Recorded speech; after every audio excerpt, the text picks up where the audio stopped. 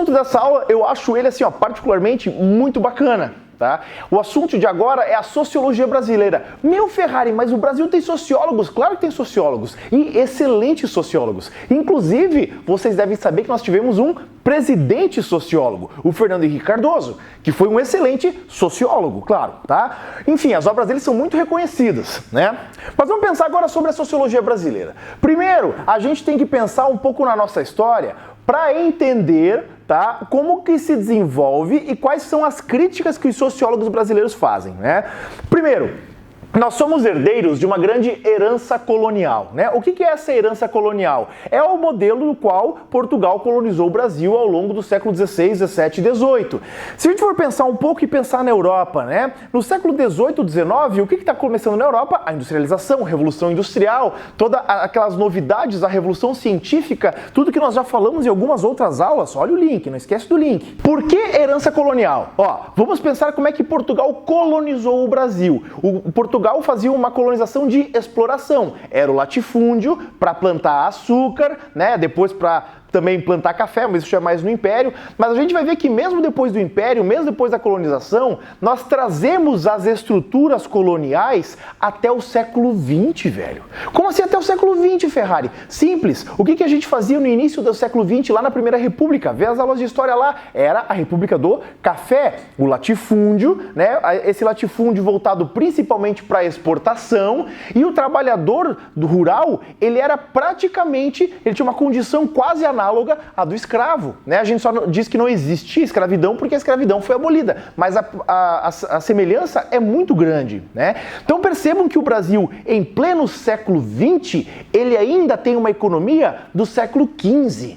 Tá? Então isso gera pra gente muito atraso, por isso a herança colonial. Além disso, o que acontece no Brasil também durante a colonização? A introdução do escravo africano. Nós somos um país que só vai libertar os escravos no final do século XIX, 1888.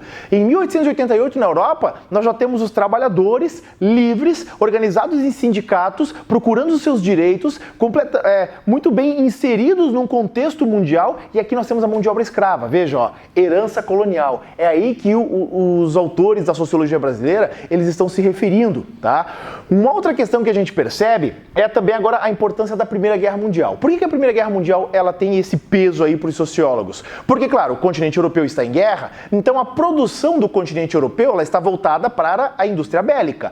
Isso vai fazer com que a industrialização floresça em alguns outros países, como por exemplo no Brasil. Nós dizemos que na Primeira Guerra nós temos um surto industrial, né? Isso a partir então ali de 1914. Esse surto industrial faz com que surja uma classe empresarial no Brasil. Alguns autores colocam, conforme está no material de vocês lá, né, o surgimento da burguesia brasileira, vamos colocar dessa forma, né? Principalmente, vamos dizer assim, incentivada por imigrantes que vêm da Itália, que vêm da Alemanha e diversos outros países da Europa, que já tem esse conhecimento da indústria e da empresa. Quais vão ser as consequências do surgimento dessa nova classe empresarial? Novas ideias. O empresariado brasileiro, essa burguesia nascente, não consegue mais entender, ou pelo menos não concorda mais tanto com essa herança colonial. Aí a gente percebe que há um choque, né? Porque os caras querem produzir, mas o governo brasileiro é aquele governo oligarca, o governo café com leite. Então nós vamos ter alguns problemas aí mesmo de entendimento entre essas elites brasileiras, tá?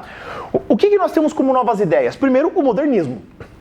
Esse movimento que vem na Europa no século XIX vai chegar no Brasil também. Tanto que nós vamos ter o quê? A Semana da Arte Moderna de 1922. Ali se pede por uma cultura nacional, por uma cultura brasileira, né? E se a gente for pensar, o que esses empresários querem? Um Estado brasileiro que se modernize. Ó, modernização, gente. Lembra que eu falei também do conceito modernidade? Vai lá para a aulinha no YouTube. Não é à toa. A modernidade, ela chega no Brasil no século XX só. Na Europa, século XVI e XVII, Brasil só aqui, tá?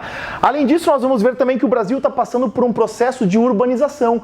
Isso já reconfigura um pouco as questões da sociedade brasileira, né? Nós não temos mais agora uma população majoritariamente no campo, nós temos esse início. Então você vai ver lá, por exemplo, a questão dos cortiços, né? Os inchaços populacionais, a expansão do processo de favelização na capital do Brasil, na época que era o Rio de Janeiro, enfim, uma série de coisas. Então é modelo, é esse momento que os nossos sociólogos eles vão olhar para estudar.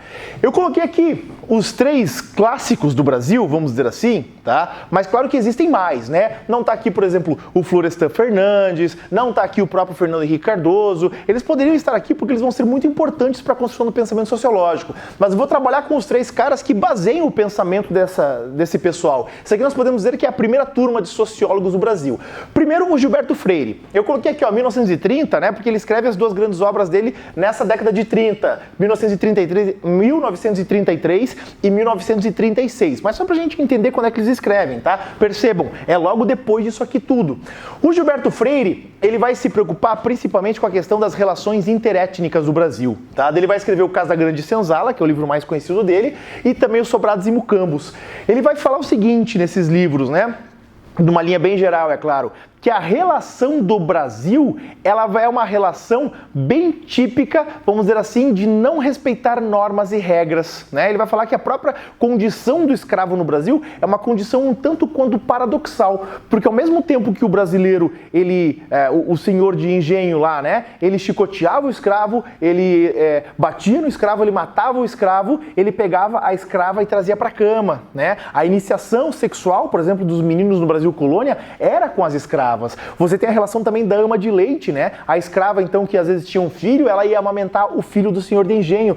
Então percebam que mesmo a questão do lugar, do espaço físico, Casagrande e Senzala, ela não era necessariamente respeitada nesse jogo ali. Por isso que nós vamos ter, por exemplo, essa nossa miscigenação e também o nosso racismo velado. Né? Essa ideia do brasileiro, o brasileiro não é racista, o brasileiro ele é racista. O Florestan Fernandes ele tem uma frase que é sensacional: no brasileiro tem preconceito de ter preconceito. Aí nós observamos as diferenças, por exemplo, da relação do preconceito brasileiro com o preconceito dos Estados Unidos. Lá é declarado, lá é dito, né? Claro que também é bastante problemático, tá? Mas aqui então também é problemático porque o brasileiro tem dificuldades de assumir que tem sim preconceito, tá bom, moçada? Outro escritor fundamental é o Sérgio Buarque de Holanda, pai do Chico Buarque, inclusive, só por curiosidade, né? Mas o Sérgio Buarque de Holanda, ele também vai escrever suas obras na década de 30, e a principal obra dele é a Raízes do Brasil. Ali ele vai pensar também o surgimento do Brasil de uma forma sociológica, né? Ele dialoga muito com o Gilberto Freire e o principal conceito do Sérgio Buarque é o homem cordial, tá? Esse conceito vai ser importante para a nossa próxima aula, né? A questão da cultura da corrupção no Brasil. Mas agora, vocês têm que entender uma coisa sobre esse homem cordial.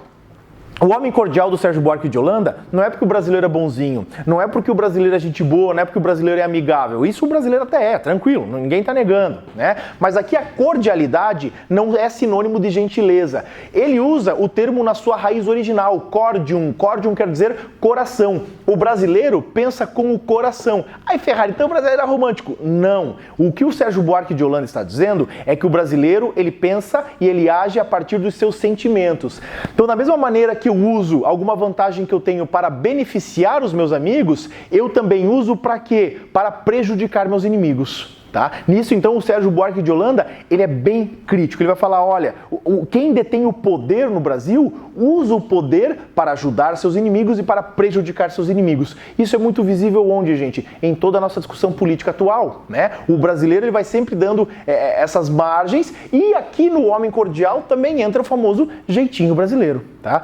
Gente, para fechar agora a nossa trinca, o Caio Prado Júnior, né? O Caio Prado Júnior, ele já vem na década de 1940 e uma das principais preocupações dele é a questão da formação do Brasil contemporâneo, né? A grande obra dele e também a própria história econômica do Brasil. Ele se aprofunda um pouco mais na questão da economia, tá? Mas claro, sempre pensando dentro de uma estrutura sociológica. Tá bom, moçada? Estamos aqui na nossa penúltima aula do curso, né? Falta só mais uma e eu prometo que a última aula vocês vão gostar bastante, beleza? Então um abraço e até a próxima.